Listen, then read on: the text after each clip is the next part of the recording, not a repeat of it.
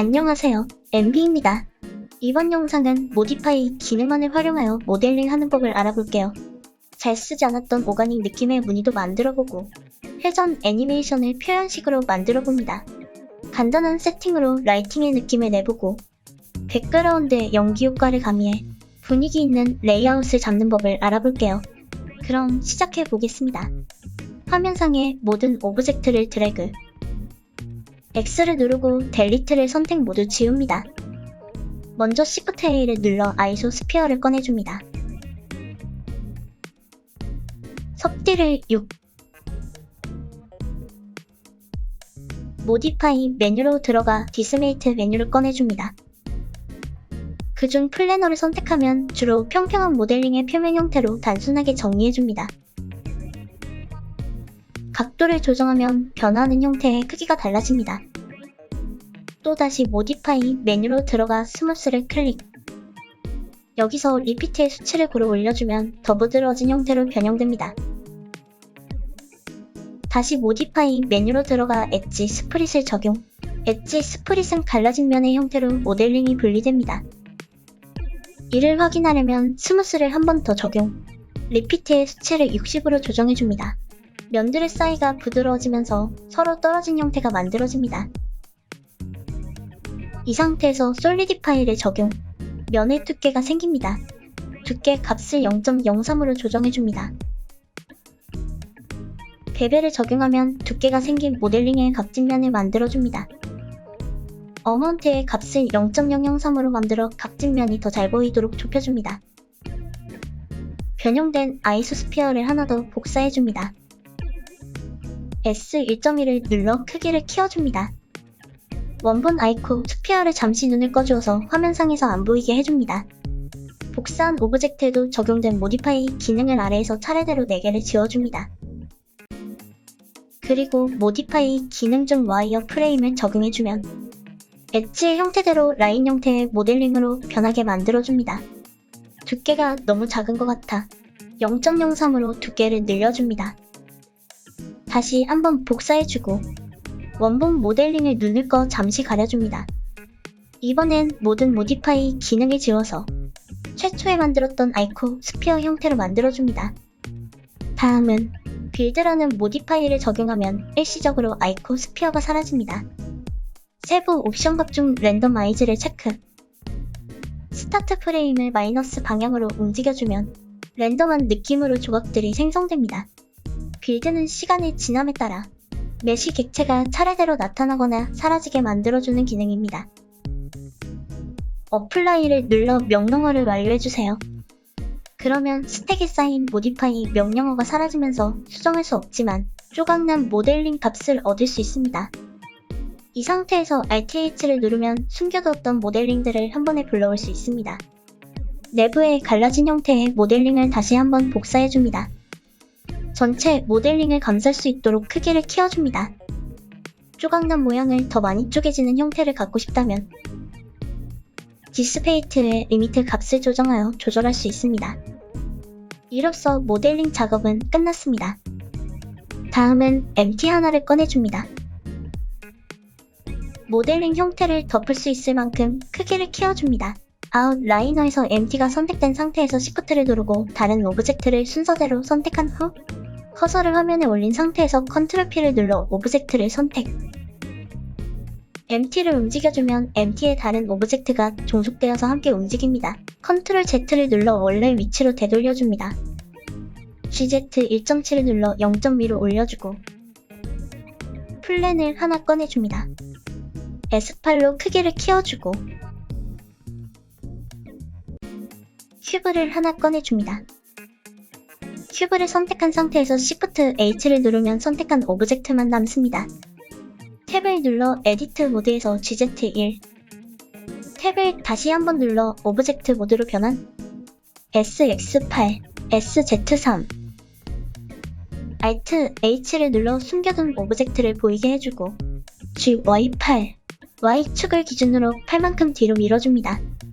휠 드래그해서 보기 좋게 화면상을 움직여 배치를 조정해주고 최초에 변형했던 오브젝트를 남겨두고 나머지 오브젝트를 가려줍니다. 화면을 쪼개줍니다. T를 각각 눌러 좌측 메뉴를 숨겨주고 Shift F3을 3번 눌러 매터리얼 모드로 바꿔줍니다. N을 눌러 우측 메뉴를 숨겨줍니다. 뉴 버튼을 눌러 기본 쉐이더를 불러와줍니다. 좌측 화면에서 Z를 누르고 하단 드래그, 매터리얼 모드로 변경, 색상을 짙은 회색으로 바꿔줍니다. 메탈 1, 범프를 꺼내주고 텍스처 블루노이와 머스그레이브를 꺼내줍니다. 연결해주고요. 블루노이 값을 민코프스키로 바꿔줍니다. 오가닉 느낌의 문양이 생성됩니다. Alt H를 누르면 전체 오브젝트가 다 보이게 됩니다. 제일 상단에 있는 오브젝트를 클릭하고 같은 재질의 매터리얼을 적용해줍니다. 내부의 라인 모양의 오브젝트와 파편 오브젝트만을 남겨주고 H를 눌러 다른 오브젝트를 가려줍니다. 오브젝트를 선택하고 뉴 버튼을 눌러 새로운 매터리얼을 적용, 기본 프린서플 BSDF 쉐이더를 지워주고 이미션 매터리얼을 꺼내 연결해줍니다. EV 옵션 값 중 블룸을 체크해주고 세기를 삽입, 색상은 연보라. 파편 오브젝트에도 동일한 매터리얼을 적용해줍니다. 빛이 나는 형태의 오브젝트가 구현되었습니다. Alt H를 누르면 전체 오브젝트가 다 보이게 됩니다. 바닥 배경 오브젝트를 선택하고 Shift H를 눌러 잠시 가려줍니다. 뉴 버튼을 눌러 새로운 재질을 만들어줍니다. 색상은 짙은 회색, 메탈 1, 범프를 꺼내고 이번엔 매직 오브젝트와 블루노이 오브젝트를 꺼냅니다. 연결해주고요. 소용돌이의 오브젝트가 여러 개 생성되었습니다. 여기서 옵션 값 중 3D를 4D로 바꿔주면 표면의 모양을 시간의 흐름에 따라 변화시켜주는 W 옵션이 생겨나고 여기에 샤프레임 나누기 400이라는 표현식 드라이브 값을 걸어준 후 스페이스바를 눌러 플레이해주면 텍스처의 모양이 움직이게 됩니다. 스페이스바를 다시 누르면 멈춥니다. 다시 Alt H를 눌러 모든 오브젝트를 불러오고요. 박스 오브젝트를 선택하고 오브젝트 프로퍼티스 탭에서 뷰포트 디스플레이 메뉴로 들어갑니다. 디스플레이 에즈 값을 와이어 값으로 바꿔주면 오브젝트 모드나 솔리드 모드에서도 오브젝트가 와이어의 형태로 보여주게끔 변합니다. Z를 누른 상태에서 상단 드래그, 에어리어 라이트 설치해줍니다. 잠시 화면을 키워주고요. 에어리어 라이트 크기를 적당히 키워주고 다시 선택해 고체 오브젝트 위로 올려줍니다. 세기는 600 정도 줍니다. 색상은 하늘색 계열로 바꿔줍니다. 포인트 라이트를 하나 꺼내 구체 오브젝트 내부로 위치를 옮겨줍니다. 색상은 주황색, 세기는 1000을 줍니다. 균열 사이로 내부의 빛이 나오는 것을 볼 수 있습니다. 이 상태에서 숫자 패드 1번 정면 뷰로 이동시켜주고 포인트 라이트를 Shift D로 복사해 구체 오브젝트 아래쪽에 배치해줍니다. 렌더링 모드로 확인해줍니다. 복사된 라이트의 색상을 변경해줍니다. 세기는 300 정도로 줄여줍니다. 그리고 배경색을 검정으로 바꿔줍니다. 이제 조금 원본 영상과 느낌이 가까워지고 있죠? 잠시 솔리드 모드로 돌아와 정면 뷰에서 카메라를 꺼내줍니다. 오브젝트의 위치를 3D 뷰에 중앙에 놓고요. 컨트롤 Alt 숫자 패드형을 누르면 카메라 뷰가 생성, Q를 눌러 킥 메뉴에서 카메라의 락을 체크, 위치를 잡아주고 렌더링에서 화면상 느낌을 봐줍니다. 다시 솔리드 모드로 돌아옵니다. 화면을 쪼개줍니다. 상단 탭 메뉴에서 쉐이더 에디터로 변경합니다. 와이어 모드로 변형된 큐브를 선택하고 뉴 버튼을 눌러 매터리얼 생성, 기본 쉐이더를 지워주고 프린서플 볼륨 매터리얼을 불러옵니다. 왼쪽 화면을 매터리얼 값으로 변경, 매터리얼을 아웃풋 노드에 연결해주면 큐브의 안개가 생성됩니다. 그런데 배경이 어두워서 매터리얼상 안개가 잘 보이지 않네요. 숫자 패드 7번 탑뷰. 잘 보이게 하기 위해 안개 큐브 위에 라이트를 설치해 주어야 합니다. 기존의 에어리어 라이트를 복사해 안개 큐브 위로 올려줍니다. 라이트의 크기를 늘려 안개 큐브가 덮어지도록 해줍니다. 안개 큐브 위쪽에 배치되도록 위치를 옮겨줍니다. 다시 렌더링하면 안개가 제대로 보이네요. 안개의 큐브를 선택하고 노이즈 텍스처 하나를 꺼내줍니다. FAC를 덴시티 값에 연결해줍니다. 스케일 2, 디테일 0, 데스터레이션 값을 마이너스 1.2.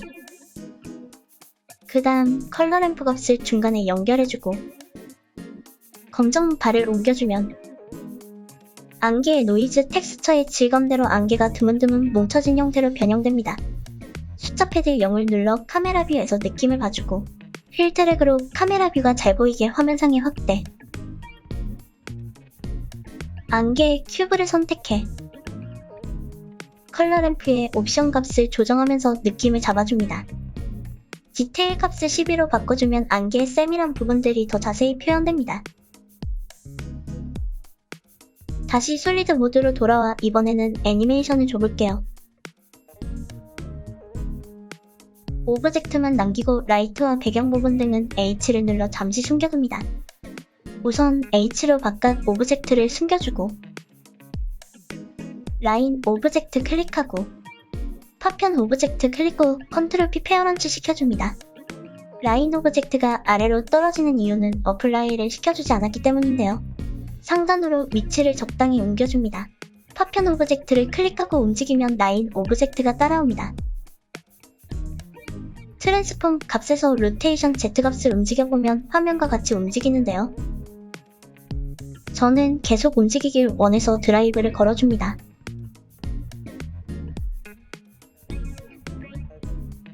내부의 오브젝트도 드라이브 값을 걸어주는데 파편 오브젝트와 반대 방향으로 돌기 원하기 때문에 샤프레임 나누기 마이너스 24 값을 걸어줍니다.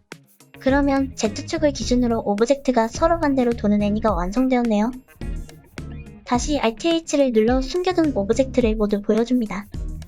바깥 오브젝트를 선택하고 로테이션 X축의 샤프레임 나누기 24, C축에 동일한 샤프레임 나누기 24 드라이브 값을 걸어줍니다.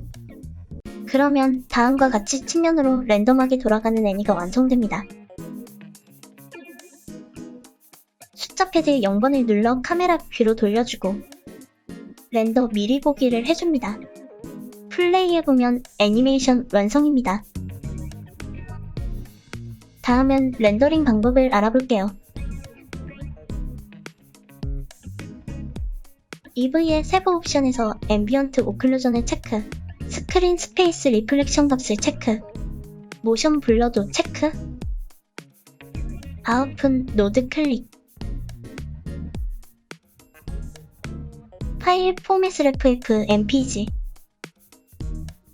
인코딩 값은 MPG4, 아웃풋 퀄리티는 퍼셉추얼리 로시스, 파일 이름을 적어줍니다. 화면을 쪼개줍니다. Shift F10을 눌러 이미지 에디터를 꺼내주고 템 메뉴에서 렌더 리절트를 클릭, 화면을 휠 드래그로 보기 좋게 조정해줍니다. 파일 크기를 30% 작게 해서 뽑아볼게요. 여러분은 100%로 뽑으세요. 휠 트래그에서 렌더링 이미지 파일이 잘 보이게 해주고 컨트롤 F11을 눌러 애니메이션 렌더링 해줍니다.